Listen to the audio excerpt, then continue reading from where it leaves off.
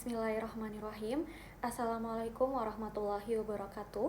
Assalatu wassalamu ala ashrafil anbiya'i wal mursalin wa ala alihi wa sahbihi ajmain, amma ba'd. Yang terhormat Ibu Ira selaku dosen pengampu mata kuliah Psikologi Positif Terapan, kami dari kelompok 4 izin mempresentasikan hasil kerja kami mengenai values, talent, dan ability. Saya Titania Salsabila Mahatma izin mempresentasikan mengenai values. Values itu sendiri adalah nilai yang merupakan tujuan universal yang ingin dijadikan pedoman dan berfungsi sebagai prinsip panduan dalam hidup seseorang. Values mempengaruhi cara orang lain melihat dunia, membuat pilihan, dan merasakan emosi serta bertindak. Hal ini menurut Willy pada tahun 2009. Adapun ciri khas dari value, menurut Willy, itu terdapat beberapa ciri khas dari value. Yang pertama, value itu berlaku universal atau transsituasional, yang artinya nilai atau values itu sendiri tidak hanya berlaku pada situasi tertentu, tetapi melintasi berbagai situasi dan juga waktu. Yang kedua, menjadi standar atau justifikasi sosial atas perilaku. Artinya, nilai atau values ini dijadikan ukuran dan alasan mengapa suatu perilaku itu dianggap benar, baik, atau pantas di mata masyarakat. Values itu selalu dianggap positif atau desirable. Values pasti berisi hal-hal yang dipandang baik, bernilai, dan diinginkan oleh suatu individu. Values juga disusun dalam hierarki kepentingan pribadi. Hal ini menurutnya ada yang sangat penting, ataupun kurang penting. Artinya, setiap individu itu punya urutan atau prioritas sendiri atas hal-hal yang dianggap penting di dalam hidupnya. Selanjutnya, saya akan menjelaskan mengenai teori struktur dan dimensi values. Menurut Roque, pada tahun 1973, itu membagi values menjadi dua, yaitu yang pertama terminal values. Terminal values adalah tujuan akhir hidup yang diinginkan oleh suatu individu, seperti kebebasan ataupun kebahagiaan. Lalu yang kedua adalah instrumental values. Instrumental values artinya cara atau alat untuk mencapai tujuan suatu individu. Hal ini seperti tanggung jawab dan juga kejujuran. Lalu menurut Skewers Theory of Basic Human Values pada tahun 1992 dan juga 1994 itu mengidentifikasi terdapat 10 tipe nilai dasar berdasarkan kebutuhan universal manusia. Di antaranya yang pertama ialah power.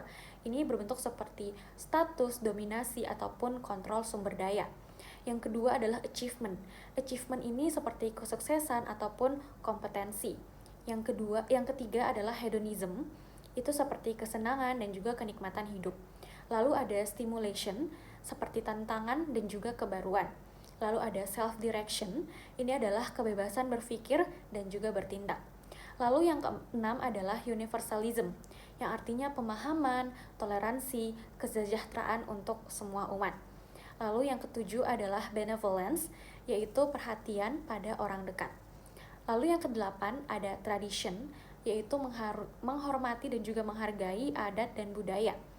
Lalu yang kesembilan adalah conformity, itu seperti kepatuhan pada aturan ataupun kepatuhan pada norma sosial. Yang terakhir atau yang ke-10 adalah security, yaitu keselamatan dan juga stabilitas. Mungkin itu saja penjelasan dari saya mengenai values. Selanjutnya akan saya serahkan kepada rekan saya. Selanjutnya saya akan menjelaskan tentang faktor-faktor yang mempengaruhi values. Nah, adapun faktor-faktor yang mempengaruhi nilai atau values yaitu terdiri dari dua, yakni faktor internal dan faktor eksternal. Faktor internal sendiri yaitu yang pertama, kepercayaan dan komitmen pribadi, kedua, kepribadian dan karakter, ketiga, pengalaman hidup dan pembelajaran, yang keempat adalah kemampuan kognitif dan emosi. Sedangkan faktor eksternal adalah dari keluarga, budaya, pendidikan, lingkungan sosial, media dan teknologi, serta agama dan spiritual. Jadi kedua faktor ini yakni faktor internal dan faktor eksternal sangat mempengaruhi nilai atau values dalam diri manusia. Selanjutnya topik riset yang bersangkutan dengan values atau nilai. Yang pertama yaitu pengukuran dan klarifikasi nilai dalam konteks akademik yang mengkaji berbagai dimensi nilai dalam dunia akademik, seperti motivasi penelitian, etika ilmiah, dan nilai kebebasan dalam berpikir. Yang kedua, riset lainnya yaitu perbandingan nilai-nilai personal dan work values, fokus pada bagaimana nilai pribadi, misalnya kebebasan atau kebajikan, dibandingkan dengan nilai yang terkait dengan pekerjaan atau ambisi dalam mempengaruhi perilaku di tempat kerja atau institusi. Selanjutnya adalah pendekatan kualitatif dalam studi values, fokus pada metode wawancara mendalam, observasi, dan analisis naratif untuk mengeksplorasi bagaimana nilai-nilai dipresentasikan dalam tindakan dan interaksi sosial sehari-hari. Riset lainnya yaitu nilai dan pendidikan karakter, studi tentang integrasi nilai etis dan moral dalam kurikulum pendidikan dan dampaknya terhadap pembentukan karakter siswa. Jadi itulah yang bisa saya sampaikan. Terima kasih. Saya lanjutkan ke teman saya. Definisi bakat. Bakat atau talent dipandang sebagai anugerah ilahi yang sudah melekat sejak lahir, menurut Musya'adah tahun 2021. Menurut Ehrman et al. Dalam Setiawati et al. Tahun 2018, bakat adalah salah satu perbedaan individu yang unik dan khas bagi setiap orang. Menurut Rafalina tahun 2023, bakat adalah sejenis kemampuan yang merupakan sesuatu yang bawaan oleh manusia. Nah, dari ketiga pendapat tersebut dapat disimpulkan bahwa bakat bukanlah sesuatu yang diperoleh melalui pengalaman, melainkan sudah ada secara alami dalam diri seseorang dan menjadi bagian dari perbedaan individual yang membedakan satu dengan yang lain. Kemudian aspek-aspek talent atau bakat dalam perspektif psikologi positif. Pertama yaitu self-efficacy atau keyakinan diri. Keyakinan diri bahwa individu mampu menguasai keterampilan tertentu. Aspek ini menentukan apakah seseorang mau mencoba, berjuang, dan bertahan saat menghadapi tantangan. Contoh, siswa yang percaya diri bisa menguasai pelajaran sains lebih gigih dalam eksperimen laboratorium. Kemudian, aspek minat atau interest. Rasa suka atau ketertarikan pada suatu bidang. Minat menjadi pendorong utama dalam mengembangkan bakat karena menumbuhkan semangat untuk berlatih. Contoh, anak yang tertarik pada menggambar akan terus melatih dirinya sehingga bakat visual spasialnya berkembang. Kemudian, kemampuan kognitif atau potensi dasar atau ability. Potensi intelektual seperti verbal, numerik, logika, spasial, musikal, dan kinestetik ini merupakan dasar yang dapat diidentifikasi melalui tes bakat. Contoh, anak dengan potensi numerik tinggi lebih mudah menguasai matematika dan diarahkan ke profesi akuntan atau insinyur. Kemudian, aspek lingkungan dan dukungan sosial. Keluarga, guru, lingkungan sekolah memberi stimulasi, arahan, dan motivasi untuk mengembangkan bakat. Contoh, anak yang berbakat musik akan berkembang lebih cepat bila orang tuanya menyediakan alat musik dan dukungan latihan. Kemudian, aspek terakhir yaitu motivasi internal dan kreativitas. Dorongan dari dalam diri merupakan dorongan dari dalam diri untuk mengembangkan potensi serta kemampuan menemukan ide baru yang berkaitan dengan bakat. Contoh, siswa berbakat menulis tidak hanya menyalin cerita tetapi menceritakan kisah baru dengan gaya unik. Kemudian faktor-faktor talent dalam perspektif psikologi positif. Yang pertama yaitu faktor internal atau dalam diri individu. Dari potensi genetik dan biologis, bakat merupakan bawaan sejak lahir, berupa kecenderungan atau kapasitas dasar. Dari self-efficacy atau keyakinan diri ini mempengaruhi apakah potensi ini mau dikembangkan atau tidak. dari minat dan motivasi internal. Rasa suka serta dorongan untuk berlatih menjadikan bakat lebih cepat berkembang. Contohnya, anak dengan potensi musikal sejak kecil dan percaya diri bernyanyi akan lebih mudah berkembang jika didukung dengan minat yang kuat. Kemudian dari faktor eksternal atau lingkungan, dari faktor eksternal keluarga, pola asuh, dukungan orang tua, dan penyediaan fasilitas mempengaruhi tumbuhnya bakat. Kemudian dari sekolah, guru berperan dalam mengidentifikasi serta memberikan ruang pengembangan bakat melalui kegiatan ekstrakurikuler. Kemudian faktor eksternal lingkungan sosial, pergaulan, komunitas, dan budaya sekitar dapat memperkuat atau justru memperlemah bakat. Contoh, anak berbakat olahraga akan semakin berkembang jika sekolahnya memiliki fasilitas lapangan dan pelatih yang mendukung. Kemudian faktor pendidikan dan kesempatan. Dari akses pendidikan, kesempatan mengikuti kursus ekstrakurikuler atau program akselerasi memengaruhi aktualisasi bakat. Kemudian dari tes dan asesmen bakat, identifikasi bakat melalui tes psikologi membantu menemukan potensi yang mungkin belum tampak. Contoh, siswa yang memiliki bakat sains dapat berkembang lebih baik ketika difasilitasi ikut lomba penelitian ilmiah. Kemudian faktor kreativitas dan ketekunan. Dari kreativitas, kemampuan menghasilkan ide baru membuat bakat tidak hanya muncul tetapi juga berkembang secara unik. Kemudian dari ketekunan atau grit. Nah, ketekunan dalam latihan berulang memperkuat potensi menjadi keahlian nyata. Contoh, anak yang rutin berlatih menulis setiap hari akan lebih cepat terlihat bakat sastranya. Nah, dari dalam psikologi positif, talent bukan hanya soal bawaan lahir, tetapi juga hasil interaksi antara faktor internal dan faktor eksternal. Dengan dukungan positif, bakat dapat berkembang menjadi prestasi yang nyata. Kemudian, teori talent dalam perspektif psikologi positif. Dan yang pertama yaitu teori multiple intelligence menurut Howard Gardner tahun 1983 menjelaskan bahwa bakat atau talent dapat muncul dalam berbagai bentuk kecerdasan, bukan hanya akademik. Relevansi dalam psikologi positif yaitu setiap anak memiliki kekuatan unik yang bisa dikembangkan sebagai talenta khasnya. Kemudian teori self-efficacy menurut Bandura 1997, keyakinan diri terhadap kemampuan menentukan keberhasilan mengembangkan bakat. Dalam psikologi positif, self-efficacy dianggap sebagai mesin pendorong agar potensi bisa terwujud menjadi keahlian nyata. Kemudian yang terakhir yaitu teori psikologi positif menurut Seliman dan Csikszentmihalyi tahun 2000 menekankan bahwa setiap individu memiliki strengths atau kekuatan dan talents yang jika diasah akan mendukung kebahagiaan dan keberhasilan hidup.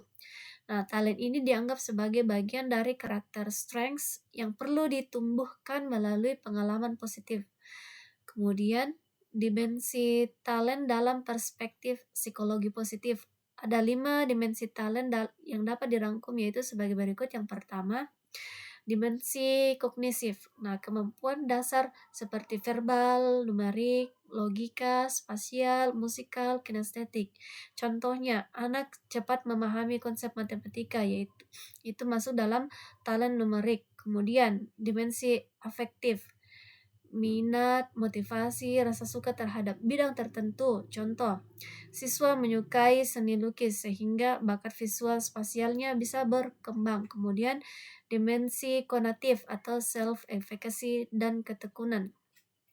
Keyakinan diri, daya juang, serta ketekunan dalam berlatih. Contoh, meski sering gagal lomba pidato, siswa tetap berlatih karena percaya pada potensinya. Kemudian dimensi sosial emosional, dukungan lingkungan, keluarga, guru, teman, dan sekitarnya serta kemampuan membangun relasi. Contoh, anak berbakat musik berkembang pesat karena dukungan orang tua menyediakan les piano atau les bernyanyi. Kemudian yang terakhir yaitu dimensi kreativitas, kemampuan menghasilkan ide baru, berinovasi, dan memodifikasi bakat agar unik. Contoh, siswa berbakat menulis tidak hanya menyalin cerita, tetapi menciptakan novel dengan gaya khasnya. Baik, selanjutnya saya akan menjelaskan tentang ability. Nah, ability ini dapat didefinisikan sebagai kapasitas atau kompetensi individu untuk melakukan tugas-tugas tertentu yang telah ada sejak lahir atau dikembangkan melalui pembelajaran dan pengalaman. Dalam konteks psikologi organisasi, Robbins dan Judge mendefinisikan ability itu sebagai kapasitas individu untuk melakukan berbagai tugas dalam satu pekerjaan. Nah, sementara itu perspektif dari psikologi kognitif, ability itu dipandang sebagai karakteristik kreatif stabil yang mendasari performa dalam berbagai situasi. Nah, konsep ability ini berbeda dengan skill atau keterampilan, meskipun keduanya itu sering digunakan secara bergantian. Nah, ability ini lebih menunjukkan atau merujuk pada kapasitas dasar atau potensi yang dimiliki seseorang, sedangkan skill itu adalah kemampuan spesifik yang digunakan atau dikembangkan melalui latihan dan praktik. Nah, namun keduanya itu saling berkaitan erat karena skill berkembang dari ability dasar yang dimiliki individu, seperti itu. Nah, jadi ability itu dibedakan atau diklasifikasikan itu menjadi beberapa kategori utama, yaitu intellectual ability atau kemampuan intelektual, kemudian physical ability atau kemampuan fisik, kemudian emotional ability atau kemampuan emosional. Nah, aspek-aspek ability ini yaitu ada aspek kognitif. Aspek kognitif ini meliputi berbagai fungsi mental yang memungkinkan individu memproses informasi dan menghasilkan output intelektual. Nah, ini mencangkup seperti verbal comprehension. Nah, kemampuan memahami dan menggunakan bahasa lisan dan tertulis. Kemudian numerical ability, spatial ability, kemudian memory, kemudian perceptual speed. Nah, kemudian di sini kedua aspek fisik. Nah, aspek fisik ini itu mencakup berbagai dimensi kemampuan tubuh, yaitu termasuk kekuatan dinamis, kemudian flexible extend, kemudian koordinator atau kemampuan mengkoordinasikan gerakan tubuh secara stimulat dan efisien. Nah, kemudian yang ketiga itu ada aspek emosional dan sosial. Nah, aspek ini mempunyai kemampuan yang berkaitan dengan fungsi emosional dan interpersonal seperti self-awareness, self-regulation, dan social awareness. Nah, kemudian faktor-faktor yang mempengaruhi ability yaitu faktor genetik dan biologis, kemudian faktor lingkungan, faktor pengalaman dan latihan, faktor motivasi dan mindset, kemudian faktor usia dan perkembangan, kemudian faktor kesehatan dan gaya hidup. Seperti itu. Nah, penelitian terkini tentang ability itu di sini ada penelitian tentang cognitive ability dan teknologi, kemudian penelitian tentang growth development of abilities, kemudian yang ketiga itu penelitian tentang emotional dan social ability, kemudian yang keempat penelitian tentang physical ability dan aging, kemudian penelitian tentang individual difference dan genetic basic, dan penelitian tentang assessment dan measurement, dan penelitian tentang purpose application, dan yang terakhir itu penelitian tentang intervention dan enhancement. Nah, itu saja yang bisa saya jelaskan tentang ability. Saya kembalikan kepada moderator. Terima kasih.